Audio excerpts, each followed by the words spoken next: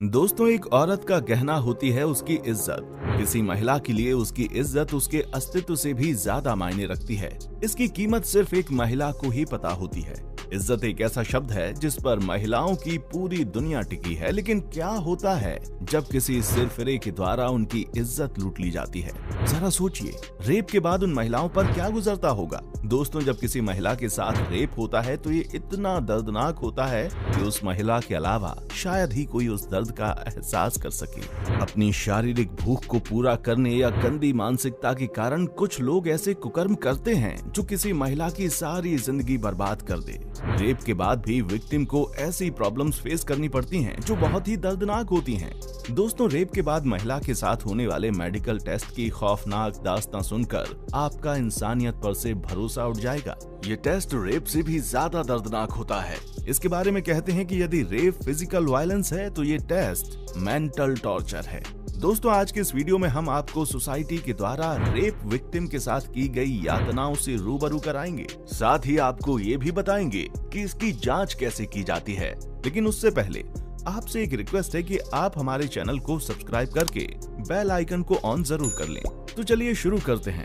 दोस्तों, कहने को तो हम मॉडर्न दुनिया में रहते हैं जिसमें लड़कियां लड़कों से किसी भी फील्ड में पीछे नहीं हैं, फिर फील्ड चाहे कोई भी हो। लड़कियों को हर जगह बराबरी का दर्जा मिल रहा है, लेकिन आज भी कुछ लोग हैं जो लड़कियों को आगे बढ़ता नहीं देख पा रहे हैं। वो आज भी उनको सिर्फ एक गुलाम मात्र ही मानते हैं और इसी सोच के चलते हमारे समाज में कुछ लोग ऐसी विकृत मानसिकता वाले भी हैं जिनके लिए एक लड़की की इज्जत कोई मायने नहीं रखती।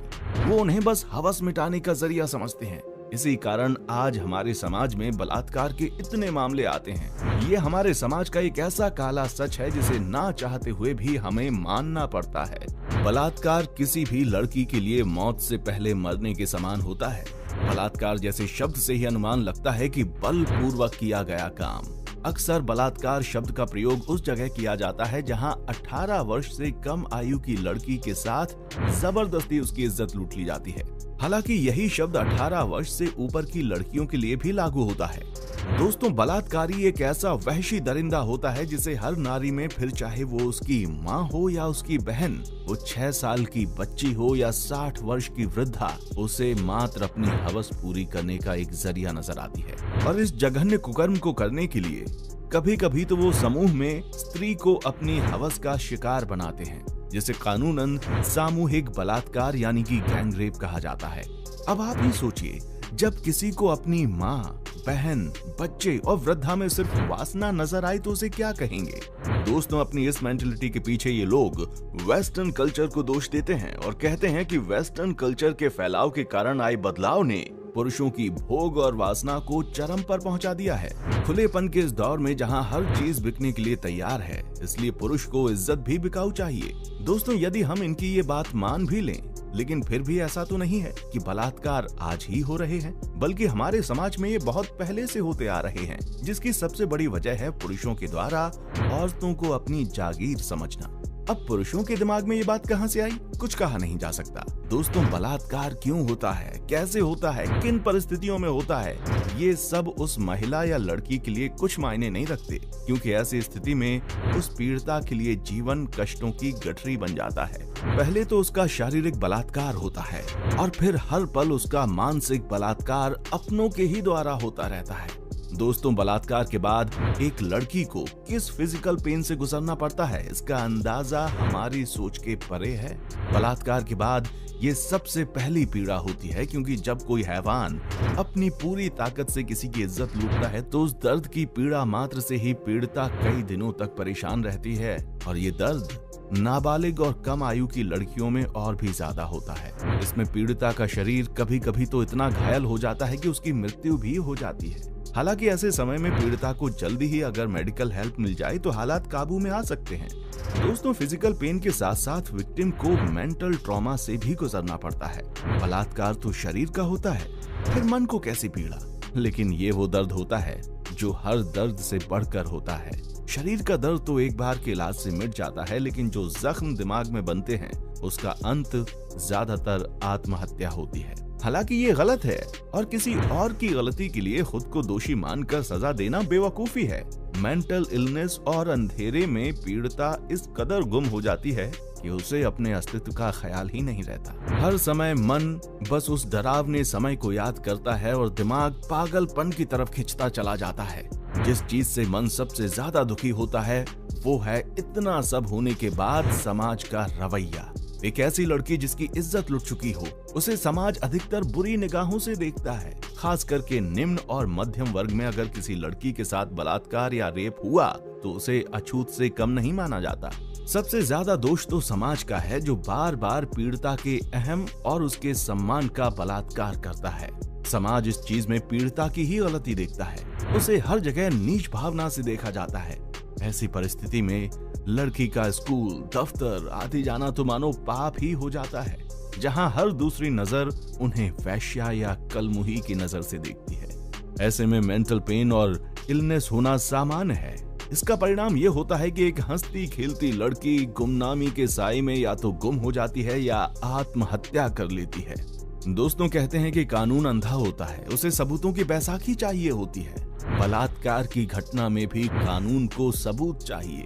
बात करें अगर भारत की, तो यहाँ अगर मामला पुलिस तक पहुँचता है और पीड़िता का पक्ष ज्यादा दबाव बनाता है, तब कहीं जाकर आरोपी की धरपकड़ होती है और उसके खिलाफ कोर्ट में मामला चलता है, जिसके बाद कोर्ट प्राथमिक मेडिकल जांच के आधार पर केस को देखता है। लेकिन अगर मेडिकल जांच में ये बात साबित नहीं हुई कि पीड़िता के साथ बलात्कार हुआ, तो सब खत्म और केस बंद। इसलिए मेडिकल जांच में इसकी पुष्टि अहम है कि बलात्कार हुआ है। दोस्तों आपको बता दें कि बलात्कार के बाद महिला का जो मेडिकल परीक्षण होता है उसे 2 फिंगर टेस्ट कहते हैं। ये टेस्ट बलात्कार से भी ज्यादा दर्दनाक होता है। इसके बारे में कहते हैं कि रेप फिजिकल वायलेंस है और ये टेस्ट मेंटल टॉर्चर। इसके बावजूद ये 2 फिंगर टेस्ट कराया जाता है। ये परीक्षण वर्जिनिटी टेस्ट का एक तरीका है जो कि पूरी तरह से साइंटिफिक नहीं है। इसमें डॉक्टर महिला की वजाइना में उंगली डालकर ये पता करते हैं कि उसके साथ रेप हुआ है या नहीं। डॉक्टर्स का मानना है कि जबरदस्ती से किए गए सेक्स में अंदर का हाइमन टूट जाता है, जबकि रजामंदी से किए गए सेक्स में ऐसा नहीं होता। लेकिन सबसे चौंका देने वाली बात यह है कि इस टेस्ट को कई मेल डॉक्टर्स द्वारा भी अंजाम दिया जाता है, वो भी उस लड़की की इजाजत के बिना। हालांकि इस मामले ने जब तूल पकड़ा तो सरकार ने इस कानून में संशोधन करते हुए कहा कि अब से 2 फिंगर टेस्ट को सिर्फ महिला डॉक्टर के द्वारा ही किया जाएगा। दोस्तों सैकड़ों साल पुराने इस 2 फिंगर टेस्ट को लेकर आज भी सवाल उठते हैं। खुद कोर्ट भी इस मामले में मतभेद रखता है। कभी कोई कोर्ट इसे लागू कर देता है तो कभी इस पर बैन लगा देता है। कई बार तो 2 फिंगर टेस्ट पर भी सवाल उठते हैं, क्योंकि रजामंदी से किए गए सेक्स में भी कई बार हाइमन टूट जाने का खतरा रहता है। तो आप ही बताइए कि हाइमन के आधार पर यह कहना कि रेप हुआ है या नहीं उचित है या अनुचित। खैर, मेडिकल टेस्ट के बहाने महिला के रेप के बाद किया जाने वाला ये 2 फिंगर टेस्ट सबसे डेंजरस हैरेसमेंट है। एक बार रेप होने के बाद ये एक तरह से दूसरी बार रेप होने के बराबर है।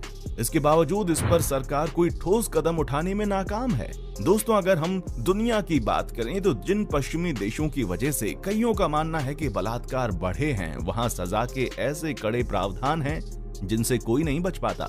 विकसित पश्चिमी देशों में बलात्कार जैसे अपराधों की कानूनी कार्रवाई पूरी तरह से गोपनीय और डीएनए आधारित होती है कि गलती से कहीं कोई भी गुंजाइश रह ना जाए, और सजा देने के लिए पुलिस भारत की तरह भेदभाव नहीं करती। फिर चाहे वो कोई भी आम शहरी हो या खुद देश का कोई मंत्री, सब समान होते हैं। काउंसलर्स और डॉक्टर्स के पूरे इंतजाम होते हैं। साथ ही मीडिया को ऐसी खबरों को टेलीकास्ट करने की भी एक सीमा होती है ताकि पीड़िता के सामाजिक स्थान पर कोई ठेस न पहुंचे। दोस्तों ये तो बात हुई पश्चिमी देशों की, लेकिन 5 उंगलियां एक जैसी थोड़ी ना होती हैं।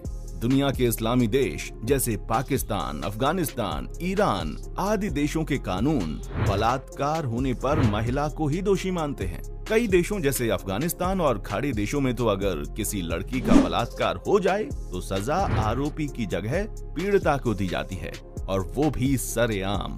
पाकिस्तान जैसे देश में तो अगर आपके पास 3 आई विटनेसेस नहीं है तो वो कोई भी लड़की ये साबित नहीं कर सकती कि उसके साथ बलात्कार हुआ है।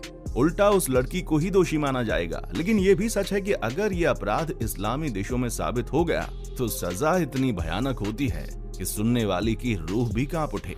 आरोपी को सरेआम कोड़े मारकर उसे जानवरों की तरह पीटा जाता है और उसका प्राइवेट पार्ट भी काट दिया जाता है। जिसकी वजह से इन देशों में ऐसे मामले बहुत कम नजर आते हैं। दोस्तों, आपकी क्या राय है इस सेंसिटिव मामले में?